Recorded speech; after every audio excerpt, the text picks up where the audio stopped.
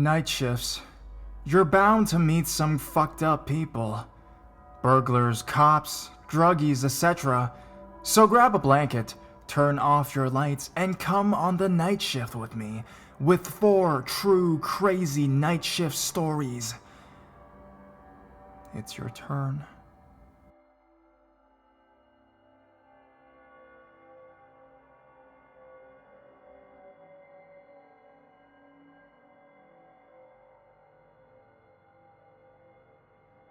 The Wheelchair Burglars.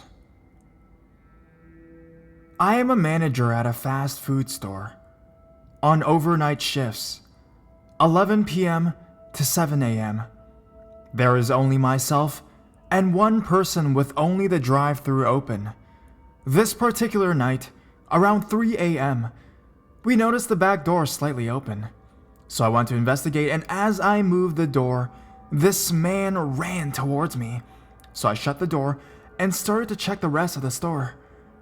Moments later, the drive-thru indicator goes off, and we see this person go straight past the windows and out of the lane, followed by another 2. They were all on motorized wheelchairs. They continued to drive around and around my store trying to get in the windows. They eventually sat one person at each drive-thru window, shaking them to try to get in. I rang the police and they showed up and told me they couldn't really do anything because the 4 people, 3 in wheelchairs and 1 not in a wheelchair, told them they just wanted food. And as no one threatened us, we were fine. It was like a bad horror movie, where the people who seem like they're actually fine end up being psycho killers.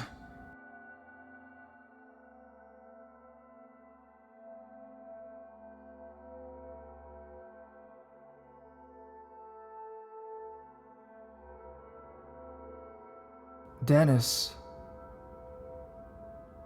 this is probably not what you're expecting, but here we go. I used to work for a relatively small security company. It was privately owned, had about 30 employees altogether. They'd get a contract with a factory, and then basically your job was to sit in that factory for 8 to 12 hours when no one was working in it. So I'd be working by myself, alone, overnight, in a completely empty factory.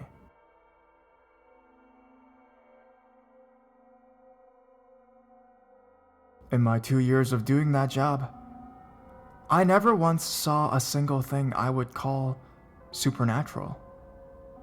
However, I did see Denis. One night, my captain calls me on the phone and tells me a new trainee will be coming in about 5 a.m. and to show him the ropes, teach him how to make rounds, walking around the building, that's basically making a round and etc. So it's about 4:45 a.m. and I step outside to the parking lot to have a smoke and wait on the new guy. After about 10 minutes, a car pulls up, stops, backs up, and drives away. I was clearly visible, so I have no idea why he left.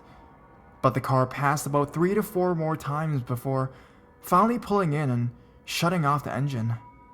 I can see him in the car, and he's just sitting in the driver's seat staring at me. In the back seat are 2 kids, probably around 6 to 8 years old. After about 3 minutes of me wondering what the fuck is going on, he gets out of the car. Denis is fucked up looking. He's about 4'10" and fatter than damn near anyone I've ever seen. He has a huge rash covering about 70% of his body with a white crust outlining most of it. He then speaks. Had a little trouble finding the place. His voice is high-pitched, I mean really fucking high-pitched. I'm talking like Judge Doom in the final scene of Who Framed Roger Rabbit's high-pitched. He then extends his hand to shake mine. Without thinking much, I shake it.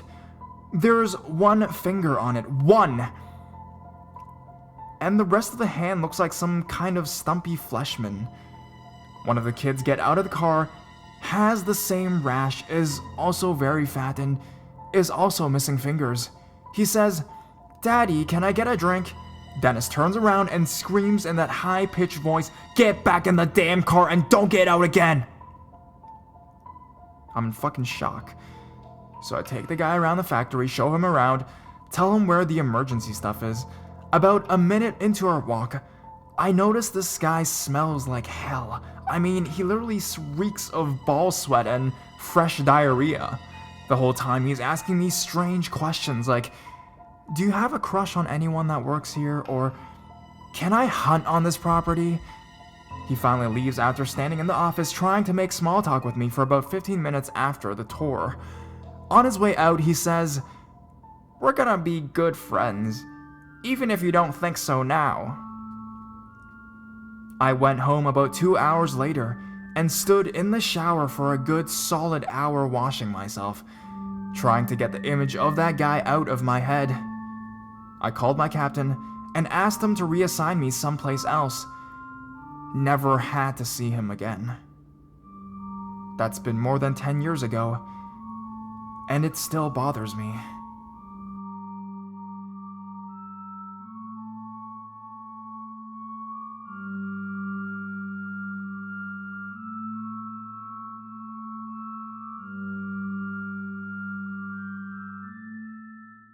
Cops.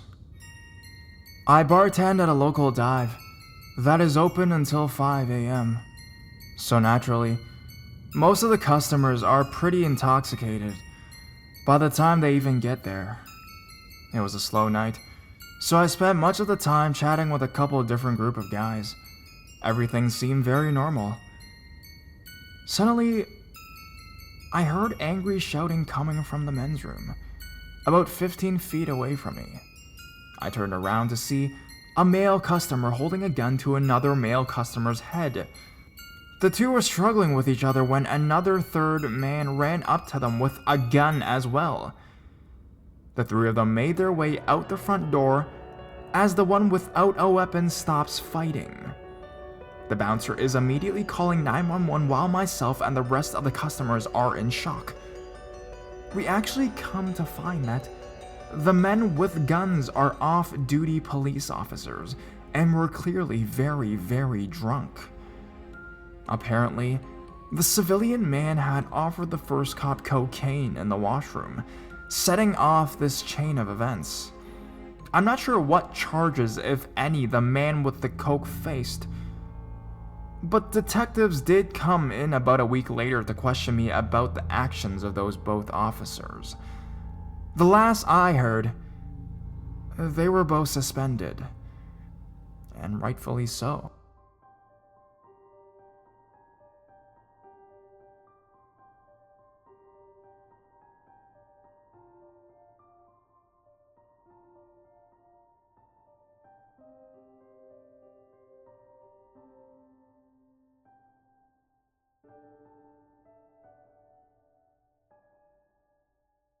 Party in the hotel room.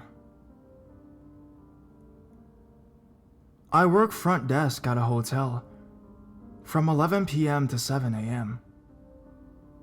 During this time, I would be the only employee in the entire hotel. One night, a girl comes through the front door, and I can immediately tell that something is off. She looks to be about 14 years old, and she just has that look where I feel like she's seen some shit tonight. She looks desperate to get even a room, to get away from whatever she's running from, I assume. I tell her I can't rent to minors, and she doesn't even have a credit card anyways. But she begs, so I offer to let her stay on the lobby couch. I'll be there all night, so I can make sure nobody messes with her. Nope, she has to have a room. I finally give in because I'm worried about her safety. I give her the key, but rather than head off towards the room, she goes back outside. She comes back in again with at least a dozen guys in their 50s all following her. Coincidence, right? Nope. I track the group through the security cameras as they all get on the elevators and follow the girl into her new room. I'm dumbfounded, but run up the stairs to the room and listen through the door. The girl is talking about drugs. I start pounding on the door. The girl yells, "Flush it!" Then she cracks open the door and recognizes me as the front clerk guy. She opens the door wider. She's half dressed. "Hey, if you want to party, come on in." "I don't want to party. I want you all out." To their credit, they all immediately left peacefully, including the girl. But in the light of day, I seriously regret never calling the cops. I think about where that girl is today. I think about any other girls that group of guys may have partied with.